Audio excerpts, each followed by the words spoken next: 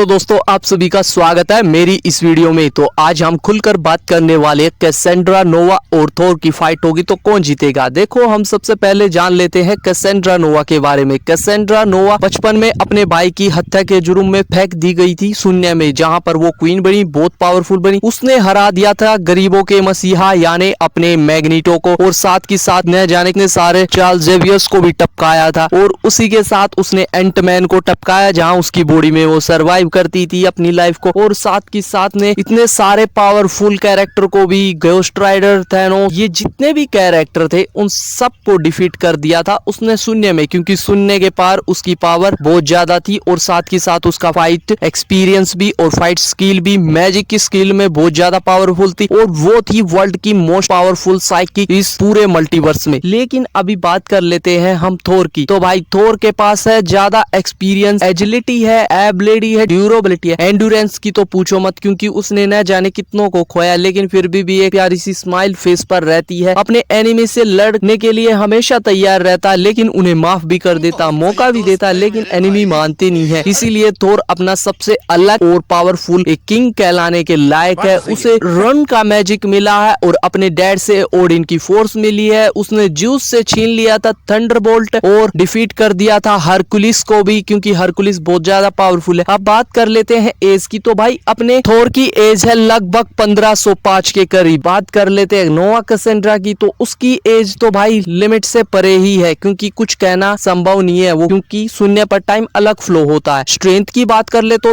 Cassandra नोवा strength में इतनी ज्यादा पावरफुल नहीं है, लेकिन अपना थोर पावरफुल है बहुत ज्यादा स्ट्रेंथ में। उसके बहुत सारे कारनामे हैं, इसीलिए अपना वन अबव ऑल हमेशा उससे खुश रहता था और उससे मिलने भी आता था, जो कि हमने देखा है स्टैनली, यानी कि अपने स्टैनली जो है वही वन अबव ऑल है, और वो मिलने आते थे थोर की मूवियों में कहीं ना कहीं बीच बीच में, और ये हर मूवी में मिलने आते थे ताकि वो दिखा सके कि वो कितने बड़े पावरफुल कैरेक्टर, लेकिन उन्हें आज तक कोई ठीक से पहचान नहीं पाया था। लेकिन अब बात कर लेते हैं हम इन दोनों की फाइट में विनर कौन होगा। तो भाई थोर ने अपनी एज से ज्यादा अपने बड़े से बड़े विलन को टपकाया। उसने गैलेक्टस तक को हराया है, डॉक्टर डूम को डिफीट किया है, उसने स्कारलेट विच को हराया, डॉक्टर स्ट्रेंज तक को हरा दिया है। तो नोवा कैसेंड्रा किस खेत की मूली है, क्योंकि डेडपुल और वुल्वरीन दो ऐसे कैरेक्टर थे जिनको मार्वल यूनिवर्स में अब बुरी नजरिए से देखा, क्योंकि उन सब ने बुरे कर्म किए हैं, और लोकी चाहता था कि सबको एक मौका मिले, उन्हें फिर से रिस्पेक्ट मिले, और रिस्पेक्ट दिलाने के लिए उन्हें भेज देता मिशन पर, जहां पर थी कैसेंड्रा नोवा, क्योंकि लोकी शून्य में जा चुका था और उसे पता है कैसेंड्रा नोवा कितनी पावर। कैसेंड्रा नोवा को किल करने की पूरी तैयारी कर लेता है अपना लोकी, और डेडपुल और वुल्वरीन के हाथों उनका अंत करवा देता है, और बन जाता है और हो जाता है एक सुरक्षित मल्टीवर्स, क्योंकि लोकी ने उन सबको फिर से रिस्पेक्ट दिलाने की पूरी कोशिश की, और उन्हें मिला एक नया चांस